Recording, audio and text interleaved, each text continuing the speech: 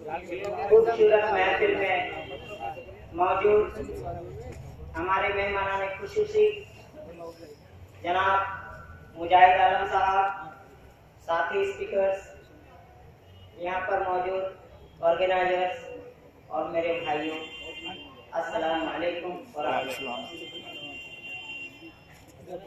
आज का जो मौजूद है शिक्षा सबका अधिकार, यानी right to education for all.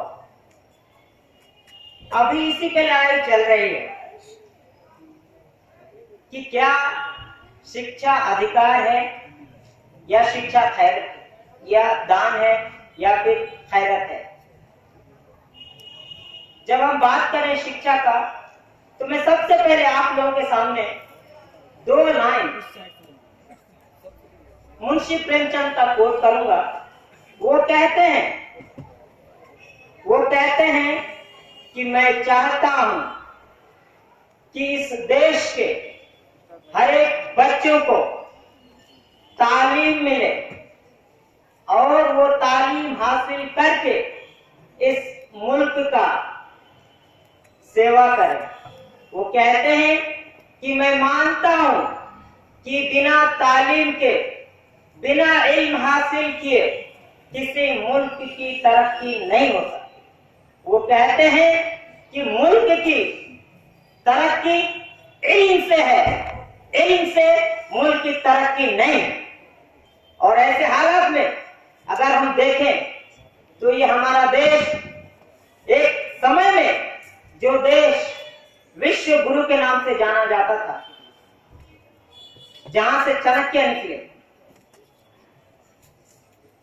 जिस देश में दुनिया का सबसे पहली यूनिवर्सिटी, हायर एजुकेशन की यूनिवर्सिटी नालंदा यूनिवर्सिटी मिली, लेकिन आज उस देश में एजुकेशन को लेकर क्या हो रहा है, मैं बिल्कुल टॉपिक पे ही बात करना चाहता हूं। अगर आप देखें, पड़ोसी के देश में देखें, बाजू के देश में देखें, चाहे वो केन्या हो, नॉर्वे हो, ऑस्ट्रेलिया हो, स्विट्जरलैंड हो, इस देश में अगर आप देखें तो आप पाएंगे वहां पर एजुकेशन बिल्कुल मुफ्त है। प्राइमरी ही नहीं, सेकेंडरी एजुकेशन भी, और सेकेंडरी ही नहीं, टर्सरी एजुकेशन भी। लेकिन हमारे देश में क्या हो रहा है, एजुकेशन को लेकर लड़ाई हो। आप हैरान होंगे कि हमारे देश की जो जीडीपी है, उस जीडीपी का कितना परसेंट एजुकेशन में है? 3% भी नहीं है।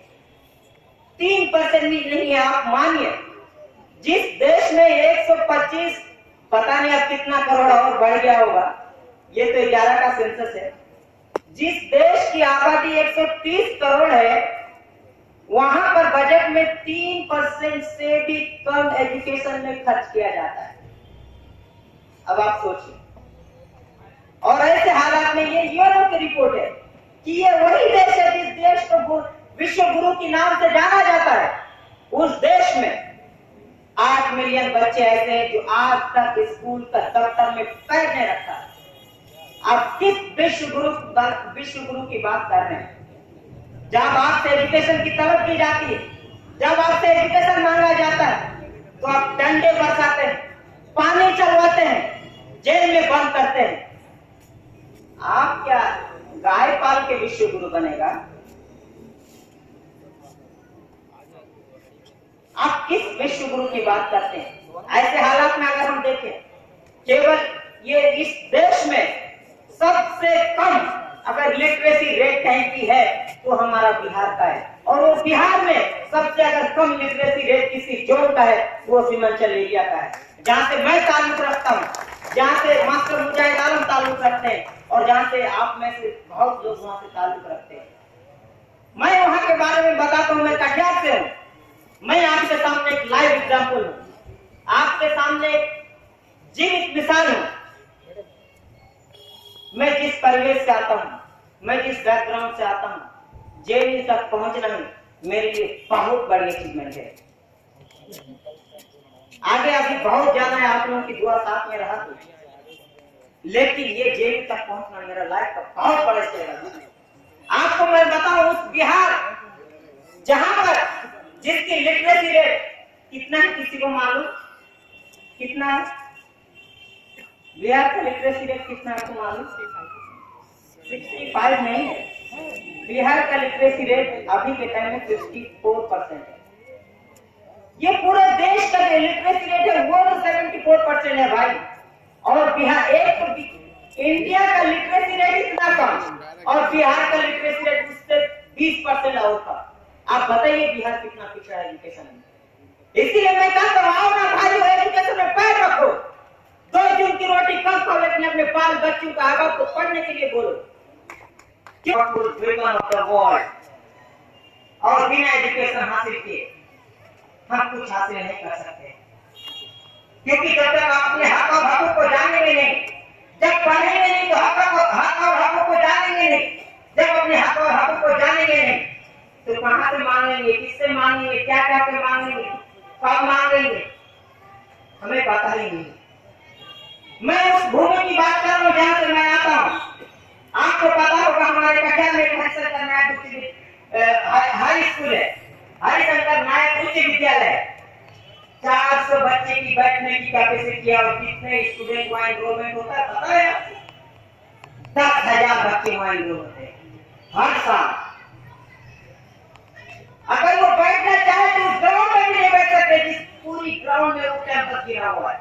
बैठने की कैपेसिटी मात्र 400 बच्चे का और वहां पर 10,000 बच्चे हर साल एनरोल होते हैं मैट्रिक तक की पढ़ाई के लिए। आप बताइए कहां जाएंगे? और वहां पर आपको पता है कि जब 6 टू कॉन्स्टिट्यूशन ये कहता है राइट टू एजुकेशन की बात, यानी 6 साल से 14 साल के बच्चों को मुफ्त में एजुकेशन दी जाएगी, सरकार उसको मुफ्त में मुहैया कराएगा। ऐसे हालात में, ऐसे देश में और ऐसे स्टेट में, ऐसे डिस्ट्रिक्ट में आपको मुफ्त में एजुकेशन तो दूर, आपसे एडमिशन के लिए भी 400 रुपया लेगा, एडमिट कार्ड छोड़ाने के लिए 800 रुपया लेगा, ऊपर से अगर लेट हो गए तो 400 रुपया और जोड़ के लेगा। और ऐसे हालात में बहुत जरूरी है कि हम ऐसे इलाके में हम एक पढ़े लिखे लोगों को अपनी रहनुमा चुने। मैं दाद देता हूँ मास्टर मुझे तो मैं सुन रहा था भाई साहब बोल रहे थे, मैं और गुजारिश करता हूँ कुछ और बेहतर करें, खास करके एजुकेशन के मैदान में। आप जब यूनिवर्सिटीज की बात करते हैं, छोड़िए प्राइमरी एजुकेशन को, सेकेंडरी एजुकेशन को, आप जब यूनिवर्सिटीज की बात करते हैं, हायर एजुकेशन की बात करते हैं, आप बताइए कितने % आप लोगों में से है जो हायर एजुकेशन में? बताइए कोई खड़ा होकर कितने हैं? जेएनयू में आपका संख्या कितना है? जामिया में आपका संख्या कितना है? बीएचयू में आपका संख्या क्यों नहीं है? क्यों हम इतने पीछे हैं इनके मैदान में? क्या हमें इनसे इतनी मोहब्बत नहीं है? क्या अब्दुल कलाम ने ये कहते क्या था हमें? जिस इंसान ने इस देश को, इस देश के ऐवान से, इस देश के, इस मुल्क के लोगों से कहा कि मुसलमानों तुम समझ लो ये तुम्हारा मुल्क है और तुम बाय चॉइस हो इस देश में, तुम्हारे पास चॉइस था जाने का, तुम नहीं कि ये तुम्हारा मुल्क है, तुम अपने मुल्क को पाते हो, वही हासिल करो, इस देश में तुम्हारी हुक्मरानी होगी, तुम इस देश में बेहतरीन से रह सकते हो, लेकिन इस मुल्क से तुम मत करो। लेकिन आज हम क्या पाते हैं? एजुकेशन मिनिस्टर ने क्या क्या नहीं किया अब्दुल कलाम ने इस देश में? IIT, NIT, एम्स, इतने बड़े हायर एजुकेशन के, मेडिकल के फील्ड में हो, हायर एजुकेशन के फील्ड में हो, देखिए कितने बच्चे हैं हमारे और आपके बताइए IIT में और NIT में क्यों नहीं है? क्या हमें इनसे कुछ मोहब्बत नहीं है? हम केवल गांव में और समाज में बस आपसी रंजिश और जेलसी में इतने मशगूल होते हैं कि हम एक दूसरे से कभी इस बात पे चर्चा नहीं करते इनके मैदान में कितने पीछे। आप बताइए, मैं उस जेल से हूँ जहां पर आए दिन किसी न किसी चीज को लेकर प्रोटेस्ट होता है, चाहे वो फ्री हैक को लेकर हो, चाहे मुस्लिम को लेकर हो, दलित को लेकर हो, अभियत को लेकर हो, वंचित को लेकर हो। और जब वहां से निकलते हैं किसी को प्रोटेस्ट करते हुए, उन पे लाठियां चलाई जाती है, बस पानी बरसाए जाते हैं। और ऐसे हालात में भी आपको पता है जेल में क्या हो रहा है, पिछले 1 महीने से जेल में क्या हो रहा है। चाहे वो ये भी हो, क्योंकि ये चाहते नहीं है सरकार, कितनी नापाक सोच है, ये चाहते नहीं है कि हायर एजुकेशन में एक अकलियत का बच्चा, एक दलित का बच्चा, एक मुस्लिम का और SC/ST का बच्चा आगे एजुकेशन हासिल कर पाए। क्यों? क्योंकि इनको पता है जब इनको एजुकेशन मिल जाएगा तो ये सवाल पूछेगी। जब सवाल पूछेगी तो देश में बगावत होगा। जब बगावत होगा तो इनकी सत्ता गिरेगी और इनकी दुकानें चलनी बंद होगी। इसलिए वो हम जैसे स्टूडेंट्स और इस तरह के यूनिवर्सिटी से वो रहते हैं। साथियों, बहुत जरूरत है ऐसे वक्त में जब एक यूनिवर्सिटी और उस यूनिवर्सिटी के स्टूडेंट एजुकेशन को लेकर सड़क पे डंडे खा रहे हैं, ऐसे हालात में आपको समझना चाहिए कि आप अपने बच्चे के लिए क्या कर रहे हैं। हम तो अपने लिए, हमारे आने वाले जनरेशन के लिए हम डंडे खाते हैं सड़क पर उतर के एजुकेशन को बचाने के लिए। क्या आपने कभी सोचा कि आप अपने बच्चों के लिए, आवाज के लिए क्या करें एजुकेशन को बचाने के लिए? ऐसे हालात में जहां एजुकेशन एक तरह की मार चल रही है सरकार का, ये बात कर रहे हैं, ये बात करते हैं अलीगढ़ मुस्लिम यूनिवर्सिटी की। अलीगढ़ मुस्लिम यूनिवर्सिटी को बनाने में सबसे आसान कितना जद्दोजहद क्या आपको पता है? आपको पता है भली भांति, आप जानते होंगे। लेकिन वही अलीगढ़ मुस्लिम यूनिवर्सिटी को उनका माइनॉरिटी स्टेटस को जब रिपील किया जाता है इलाहाबाद हाई कोर्ट द्वारा, अभी भी वो सुप्रीम कोर्ट में पेंडिंग है। आप सोचिए, जिस देश में लेजिस्लेटिव, एग्जीक्यूटिव और जुडिशरी, क्या विश्वास करना, कहां का विश्वास, क्या होता है फेथ, क्या होता है बिलीव, क्या बिलीव होता है ये बताओ। अगर तुम कहते हो तुम्हारे 1000 के जजमेंट में, 1000 पेज के जजमेंट में खाली अच्छी इंग्लिश लिख के लास्ट वाले लाइन में जो जजमेंट देना था अगर वो नहीं दे पाते तो तुम्हारे पास तुम्हारी पेन और तुम्हारे हाथ या तुम्हारी दिमाग आजाद नहीं है। चाहे वो जुडिशरी क्यों ना हो, चाहे वो एग्जीक्यूटिव क्यों ना हो, चाहे वो लेजिस्लेटिव क्यों नहीं हो। आप बताइए मेरे भाई, हमें पढ़ने की बहुत जरूरत है।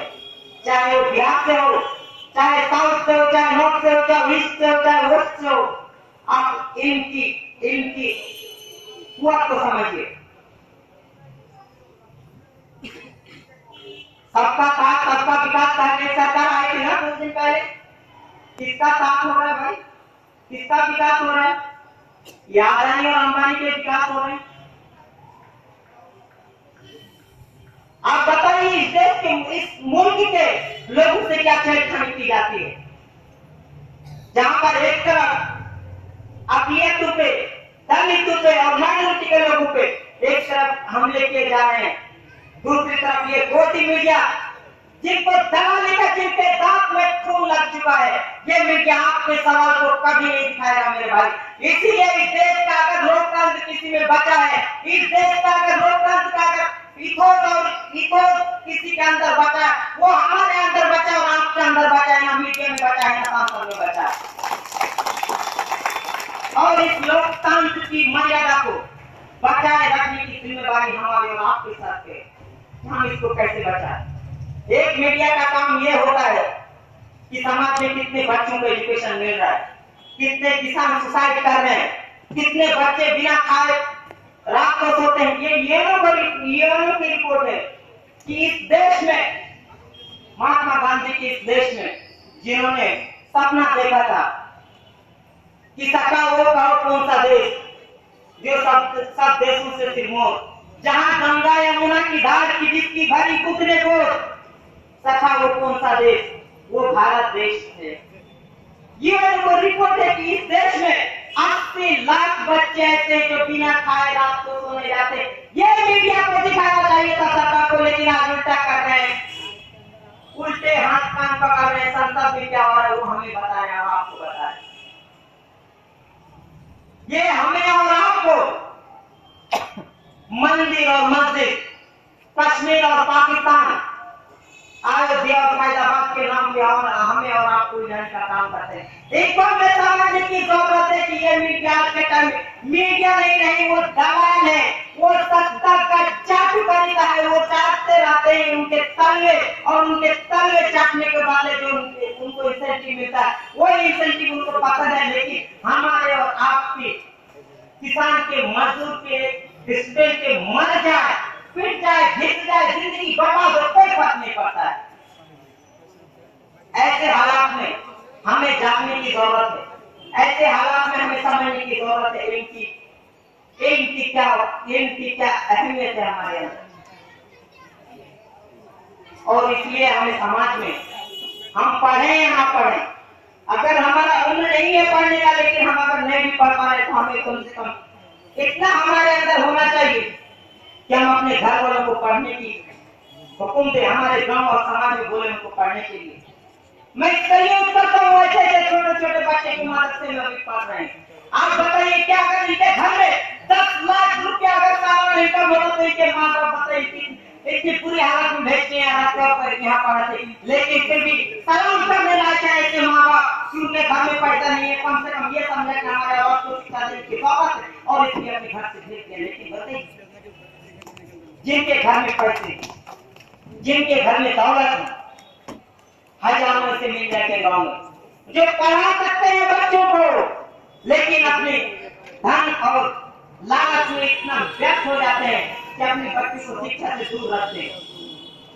वक्त की कमी होने की वजह से 1-2 मिनट में अपनी बात बोलकर कि मैं जिस जमीन से हूँ, इस मुल्क के सबसे पिछड़ा स्टेट बिहार और बिहार का सबसे पिछड़ा इलाका सीमांचल, जहाँ पर एजुकेशन का लिटरेसी रेट आप अगर देखेंगे तो मुझे लग रहा है 30% से ऊपर तो होगा ही नहीं, नीचे ही होगा। जहाँ से मैं आता हूँ, जहाँ से मास्टर मुजाहिद आलम आते हैं, जहाँ से आप में से बहुत लोग आते होंगे। और ऐसे हालत में किशनगंज यूनिवर्सिटी का क्या किया कि 2013 में किशनगंज बिहार, मुर्शिदाबाद बंगाल और मालापुरम केरला में आया था। केरला में और मुर्शिदाबाद में काम हो रहा है, लेकिन किशनगंज का क्या हुआ? किशनगंज मुस्लिम यूनिवर्सिटी का क्या आपने सवाल पूछा कभी? क्या आपने किसी विधायक ने सवाल पूछा? क्या आपने कभी किसी एमपी ने सवाल पूछा उसके बारे में? अगर पूछा है तो सही है, कि नहीं पूछा तो आप क्यों नहीं पूछे? इसके जिम्मेदार आप है और मैं। इसके जिम्मेदार भारत सरकार नहीं, इसके जिम्मेदार सीमांचल के लोग हैं, क्योंकि सरकार आपसे है, आपसे सरकार है, सरकार से आप नहीं है। ये सवाल आपको पूछना बनता था, ये सवाल हमें पूछना बनता था कि हमने किशनगंज यूनिवर्सिटी के लिए कितना बात खरीद की। मैं अंत में ही बोलना चाहूंगा कि इस इल्म को पहचानिए, तालीम की क्या अहमियत है हमारे समाज में, हमारे मुआशरे में, क्योंकि हमारे पास इल्म है तो सब कुछ है। फिर से मैं वही कहूंगा कि नेल्सन मंडेला क्या कहते हैं कि एजुकेशन, मैं इस बार उसको ट्रांसलेट कर देता हूँ। नेल्सन मंडेला कहते हैं कि तालीम जो है दुनिया का सबसे महंगी औजार है आपके लिए। अगर वो इल्म है तो आप कुछ भी पा सकते हैं, अगर इल्म नहीं है तो आपके हाथ में सोना रह के भी सोना नहीं है। आपको अगर कोई कह देगा ये सोना नहीं है, ये स्टील है, इसको रंगा के रखा गया तो आप फेंक देंगे, लेकिन आपके पास अगर इल्म होगा तो आप उसके वजन से समझ जाएंगे कि मेरे हाथ में सोना है। यही इल्म की खासियत है और यही इल्म की अहमियत है। आप तमाम लोगों का बहुत बहुत शुक्रिया और बहुत बहुत धन्यवाद। अस्सलाम वालेकुम।